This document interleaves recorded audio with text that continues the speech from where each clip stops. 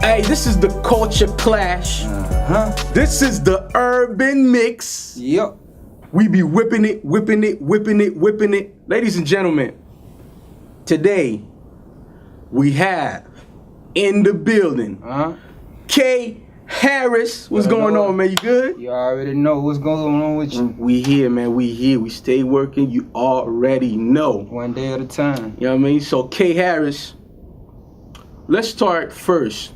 Let the people know, because we got people from everywhere. I'm from Canada, as you know. So we got people from everywhere watching. Right. Let the people know where you from. Man, 60 miles south, man, LaGrange, Georgia. You did? Home of the hustlers. Sheesh. Several talented artists. I know there's many ghettos of the world, but for me it was a belly of the beast. But a city where consistent hustling, a lot of rough, rigorous criminal action,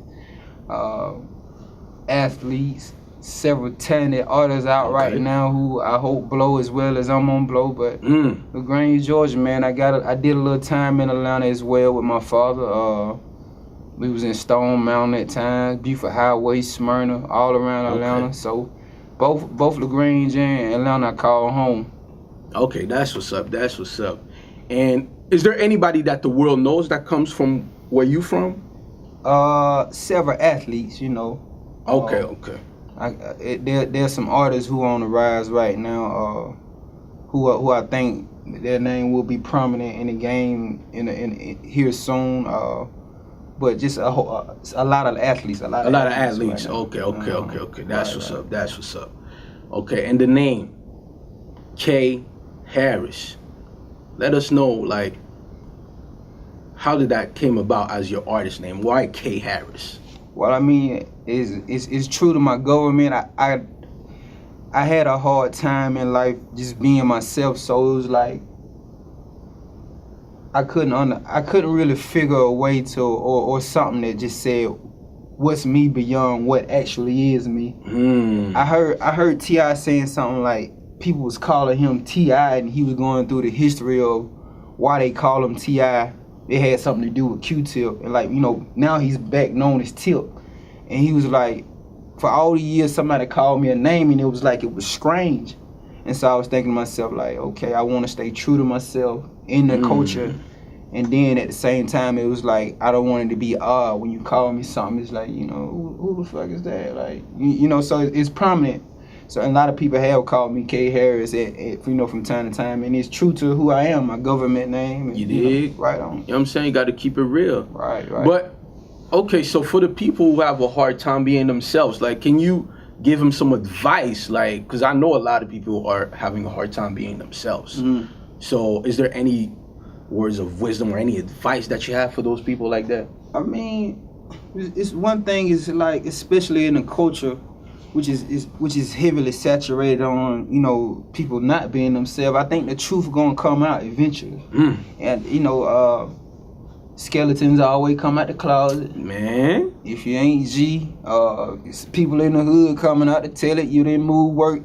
The car's gonna get pulled. The reality coming out. And at the end of the day, I just really firmly believe like you at your truest and your rarest form when you can be yourself. So it's facts. So I mean, and that's what I've been thinking about musically. Like, I've tried to venture here and there, but I got the best out of myself when I was able to purely, you know, look deep inside and say things and mention or a hook or a beat that was really true to who I am and not just something I was trying to fit into the culture. That's crazy. Right on. And speaking of that, actually, it makes me think of, like, do you like Kendrick Lamar? Oh, yeah. You see, man, the thing about Kendrick is, and I know a lot of people be like, I was on him before a lot of people, but I was in college from 07 to 11. I was honestly listening to Kendrick Lamar in 2010. Man. And I remember I went to some of the young gunners dorm room, and I was playing Michael Jordan. You ever heard Michael Jordan? Oh yeah, Michael Jordan. Bitch. Michael Jordan. Bitch. Yeah, I remember they that say joint. I'm too much for these niggas and three much for these hoes. Yeah. Wayne taught me that, and that's just how it goes. Yeah, you know what I mean? And so And I can remember listening to Kendrick, and obviously that's all the way on the West Coast, so people, really wasn't vibing with. There was a time, I guess, the swag stage was in, and I was listening to Kendrick in 2010. So, times where he was just merging over, I think, from K-Dot.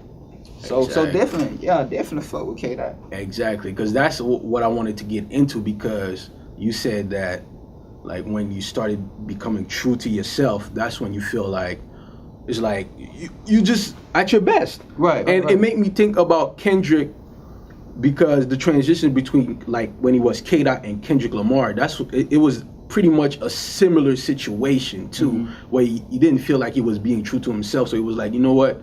Like, the best way to start is really to introduce myself and my real name and just me, who I am as a person. And as we know, like, if you look at Kendrick, like, he's very successful. Right. You know what I'm saying? And he's a lyricist, because, a lot of people were saying around that time, like, hip-hop was dead and everything. You probably heard the terms, like, it's like people don't care about lyrics anymore and things of that nature. Right. And what do you think about that? Because I think you would consider yourself a lyricist, right? Right. So how do you feel about nowadays about lyricism? Do you feel like people still want to listen to lyricism? I think it's like when you see businesses are marketed to certain people. So just as I think what has happened in the culture of hip hop / rap, you even had more breakdowns in it. So it's like like I'm saying, with a business product is marketed to certain people. So you have the necessary more distinctive breakdowns in rap, which is marketed to certain people. So let's say your lyricism, I guess you could kind of dub that back with Backpack, maybe, or then you got is it Neo? Like the Neo Soul, you mean? It's Neo something. I can't really say. Then you have the newer age, the Migos, and so I think what has become so great about it is that it has given a platform for people to be in whatever it is their respective lanes are. Now, obviously, certain styles or certain subgroups are doing better than others, but I think hip hop has helped as it has evolved. It has helped other people or other artists stretch the genre a bit further. And so I just think see, me, I just love music, period. And so listeners just have a certain ear on maybe lyricism, maybe upbeat party, maybe the trap. It's like you have beat makers who go from, you got your Dre's, you got your, like exactly. Everything, just break it down even more. But I think it's beautiful just because it's just like it has become more dynamic. It has become more dynamic.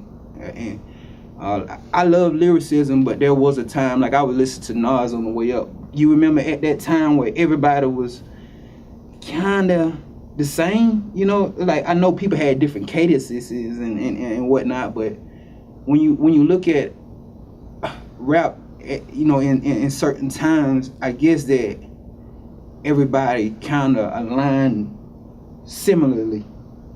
I think it happened a lot, but it depends what you're talking about. But I think it happened a lot because, for example, I know for a fact there was a time where everybody needed a Pharrell beat. Everybody needed like a Timbaland beat. Everybody needed a DJ Premier beat. So it was like there was always certain standards that I feel like nowadays it's more like there's like everybody has like a niche. It's like, okay, you'll see like a project like a Prime with Royce and DJ Premier there. Then you'll find a 21 Savage and Offset project. Then you'll find a Jay-Z 444. It's like there's a lane, like you said, there's a lane for every different subgenres of like hip hop / rap. That's just a fact. So I feel like, yeah, definitely it's a good thing. And Yeah, I feel like everybody, there's something for everybody right now. Right. Albums in general nowadays have just several producers on them, whereas back then you may have one producer over a whole project, or a handful. But now you may see the album projects where top to bottom is a different, different collection of sounds which all mesh together in a creative process. But I think this just changed, and it's just in tune to just a more diversified, just more options in what's available out there. Like you were saying, it was just a few then, but now you just the producer just is a boatload of producers, and all of them dope. With specific and fresh sounds, true to themselves. Yeah, I think that's a good thing too. Is that nowadays it's so easy. Like somebody who really wants to make something happen, you want to be a producer, you want to be an engineer, a rapper, whatever. It's like it's so easy to learn. Like all you do, you Google things, you YouTube things, and like you go from there. People will like you can learn anything from YouTube. Right.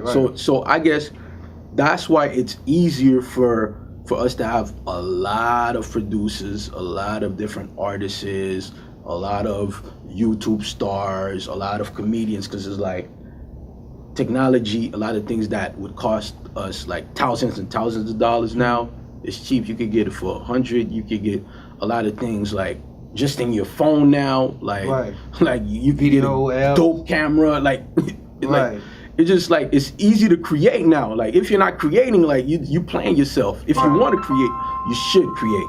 You know what I mean? Right. But yeah, that's very dope. And any other artists that are not like, because you said you just like music, period. Right. So do you have any other artists that are not like rappers or / MCs that you enjoy and that inspire you? I was just charging my iPod on the way up. My iPod is just diversified. We talk about from Rube Alpert, Janet Jackson. They did the joint "Making Love in the Rain." Yeah, I mean, SOS Band. Sheesh. Janet Jackson, Mary J. I mean, with music, as I aged, like when I was in the car with my daddy, it was Too Short, Run DMC, Slick Rick, art of storytelling. Then, as time went on, probably mid-90s when I was standing in Atlanta, Outkast, 8-Ball, MJG, the Southern stuff. Then I'd be around my mama, my auntie, and you would hear the classical Mary J shit. And then you might hear, I might be with my grandmama and Kiss 104.1 in my area, do all the old jams. So I, hear all type of old shit. And then when I really got of age, I got to the point where I was getting into my own culture, subculture to what I love. But my music just strays just because just over time I was just influenced with so many different people and who love different music. Like I'm talking Freddie Jackson, Teddy Penner, classical shit. You know what I mean? Classical shit. Okay. I just love music and just genuine sounds. That shit that move your soul, bro. So I think, and I think that's one thing that kind of hinders me with music. Like I love so many different sounds, where it's like things kind of stray with a project to where like I had to have control. It'd be like when you're ready to put a project together, it's like you got music on different dynamics and different levels and soundings, as to where like you had to put it all together to mesh on levels, on I guess just all for it to fit as a collective project. And I love music so much to where it's like, sometime I may rap on this just dried out 808, and I might come over here and just get on this just up fast beat, and it's I just love music, period. You said you're a lyricist, right? Right. So it wouldn't be a problem. Yeah, I think you know where I'm going with this. It wouldn't be a problem to spit some bars for the Clash, right? No, man, on point. We on point. We on point with this. We on point with this. All right. So when you're ready, you know what I'm saying? Like, so many bars you need. Man, listen.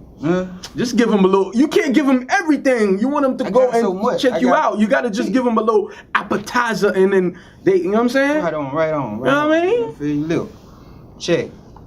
Pick the pen up and then put the gun back down. Start killing these MCs and sitting and run house the metaphors outside of the box. You couldn't see me with clear eyes, so when I reach the top, y'all take a bow. Round of applause with a standing ovation. Homie got skills, best do your note taking. Start catching vibe like a cube probating. So stop the bullshit, keep the loud in rotation. Really I'm there and mentally I'm prepared, so be careful when you start to saying truth or dare. When the truth get there and life really ain't fair, be careful to all the things that you're seeing in the mirror, motherfucker. Look. Yeah, check. Look. Honorable mention now. But before you know it, niggas gonna be taking bows like a king on the throne of royalty now. Midas touch full of gold. Who gonna stop me now? Hey, who gonna stop me now? Answer. Nobody, they didn't even know about me. Killers with the pen, but they ain't got nobody's. Choir boy, it ain't really shit that you would know about me. But when they ask who next, I am like, yo, got it. Designated hitter, I don't care who pitching. Cause I'ma do numbers like the old Cal Ripken. Aim for success, I got 20/20 vision. Taking big shot from the point like a young Chauncey Billups. Honorable mention, but I won't be here alone. Sitting at the top just to stand all alone. Feel like Syracuse creating my own zone. And after honorable mention, I'm coming up for the throne. Okay. You need more? Okay. This is the Culture Klash, man. Wow. You know what I mean? Yeah. Like, don't play yourself. If you come here and you say you're a lyricist, you gotta spit like that. You gotta spit. You gotta spit. Yeah, Tom. So, speaking of bars, who's the best MC? MC. Of all time. Of all time. I think it's just so many breakdowns, man. I think it's just hard to say that because even then the game was dynamic in what you could get. I think that's sort of a biased question, Lee. You know what? Let me ask you the question differently. Give me your top 5. No orders needed. Just 5 of them. Just 5 of them that you would say, man, like MC. The untouchable. Like MC. Just 5. Just give me 5. It doesn't need to be the top 5 of all time. Just 5 that you would say inspire you, that you feel like they're just untouchable. Like they just nice with this rapping shit. The Godson, Nasir. Just from the dynamic of when I first heard Illmatic, it was like I was in Queensbridge. Like sheesh. I could see the store. I could see Queensbridge, and I never had been there. Andre 3000. Untouchable, flawless, all around game.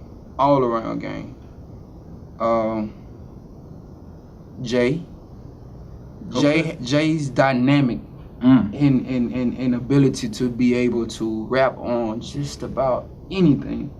Jay's dynamic. So we got Jay, we got Andre, and we got Nasir.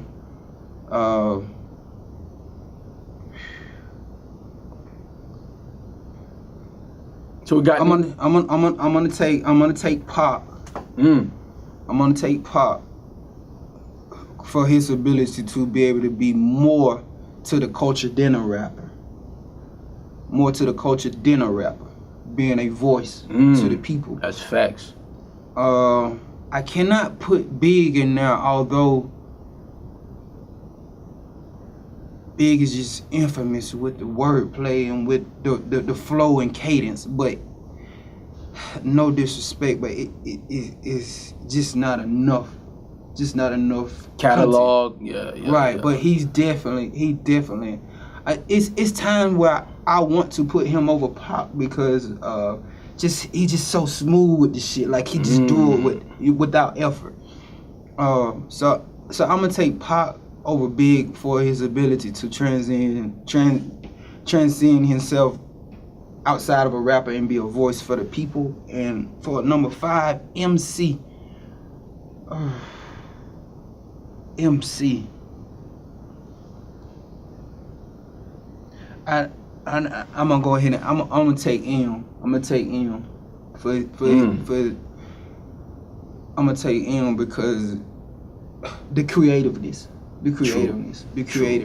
and obviously the bars, content just strayed, content strayed from a story about a fan, and you know what I mean, just into something like what's the track with Kendrick? Where they just slaughter. I don't know the name, but I know which one you're talking about. Yeah, I guess just from his ensemble of just ability to. I think he has many different technique flows. I think he has the most technique or cadence and flows as it is. As the dynamic in writings is just like I sometimes I ask myself, how do you write that? Like I'm trying to grow in my ability to write in different, with the bars leaning into another one in different styles like that. And it's like, how do they get certain stuff out? And I think just his styles and cadences, but those are my 5, but there's too many. Like yeah, but somehow Big can't be left off that. Big can't be left off that. But the problem is it's just like Life After Death was just it was a classic. And the story about the story to tell. Like when he like I was telling you about Nas, when it was written, like you seen it, like when he was rapping that, I was like, I'm seeing everything happen, and he was just so smooth and effortless with it. But it's just of all those people, I think the catalog is shorter. But you know what I mean? He's definitely. I want him in my top 5, but just honestly, just I think the catalog kind of I gotta of course. Just everybody else with more to show. That's facts. Untimely death. So yeah, exactly. Right on. But last thing, but of course not least, now or never. Mm-hmm. So that's what you're pushing right now. That's the EP you're pushing right now, right? Spin Roller, SoundCloud, my mixtape. Okay. Go get it. You know what I mean? So it's really for the people. It's a free project. It's for the people, right? We giving out an ensemble of free good music. For real. This the first one. Testing the waters, and there's gonna be 2 more this year. Free projects. So just need your ear. Nothing out the pocket. Just if you're a fan of the art or the art form, go grab it. A dynamic of things, a dynamic of topics, sounds. Well put together project. But my first one, so it may lack this or that, but nonetheless, it's a good project. It's a good project. You know what I mean? Y'all heard it, and I like that shit. You already know now or never. Also, before we leave, can you just let the people know, man, where can they find you on the internet and all that good stuff? We got that Instagram, K_Harris89. You did? We on the Facebook, Keon Harris and K Harris. The Twitter, I ain't really running too hot just because it's just, the tweet game is just, I'm kind of working myself into the social media area. But just right now, just the Instagram and the Facebook. And the email, KeonH60@gmail.com. Any features, anybody needs some writing, performances, whatever, man, I'm with it. Get at me. I put in that work, you know what I mean, and I got the talent. Give me your ear. You did? And I give you the product. That's it. Culture Clash, the Urban Mix, was with K Harris. It was a pleasure, man. You already know. I appreciate it. We out.